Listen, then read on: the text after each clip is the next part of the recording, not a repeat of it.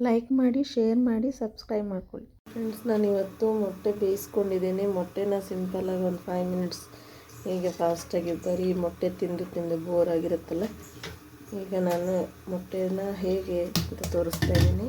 ಅದಕ್ಕೇನು ಬೇಕು ಅಂದರೆ ನೋಡಿ, 1/2 ಸ್ಪೂನು ಪೆಪ್ಪರ್ ಪೌಡರು ಮತ್ತು 1/2 ಸಾಲ್ಟು. ಈಗ ನೋಡಿ, ಮೊಟ್ಟೆನೆಲ್ಲ ಹೀಗಿದೆಲ್ಲ ಬೇಯಿಸ್ಕೊಂಡು ಬಾಯ್ಲ್ ಮಾಡಿಕೊಂಡು ನೀಟಾಗಿ ಹೀಗೆ ಕಟ್ ಮಾಡ್ಕೊಳ್ಳಿ.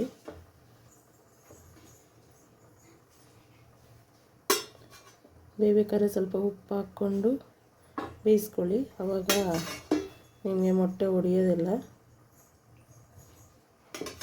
ಎಲ್ಲ ಬೇಯಿಸಿಟ್ಕೊಂಡಿದ್ದೀನಿ ನೋಡಿ, ಹಿಂಗೆ ಕಟ್ ಮಾಡ್ಕೊಂಡಿದ್ದೀನಿ.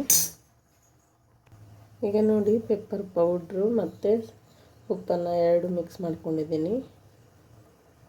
ಹೀಗೆ ನೀಟಾಗಿ ಎಲ್ಲ ಕಡೆ, ಜಾಸ್ತಿ ಹಾಕ್ಬಾರ್ದು, ನನ್ನ ಕಡೆ ನೀಟಾಗಿ ಎಲ್ಲ ಕಡೆನೂ ಕವರ್ ಮಾಡಿ.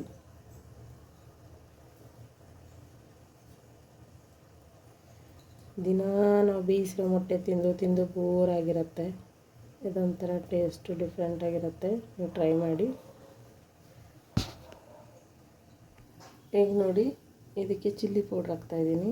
ಇದೊಂಥರ ಟೇಸ್ಟ್ ಚೆನ್ನಾಗಿರುತ್ತೆ. ಜಾಸ್ತಿ ಹಾಕ್ಬಾರ್ದು, ನೋಡ್ಕೊಂಡು ಹಾಕಿ. ಆ ಥರನೂ ಮಾಡ್ಕೊಳ್ಬೋದು, ಈ ಥರನೂ ಮಾಡ್ಕೊಳ್ಬೋದು.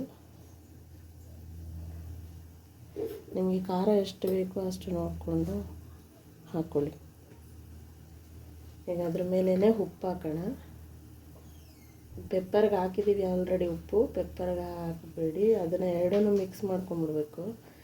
ಇದನ್ನು ಹಿಂಗೆ ಮಾಡಿಕೊಂಡ್ರೂ ಆಗುತ್ತೆ, 2 ಮಿಕ್ಸ್ ಮಾಡಿ ಇಟ್ಕೊಂಡ್ರೂ ಆಗುತ್ತೆ.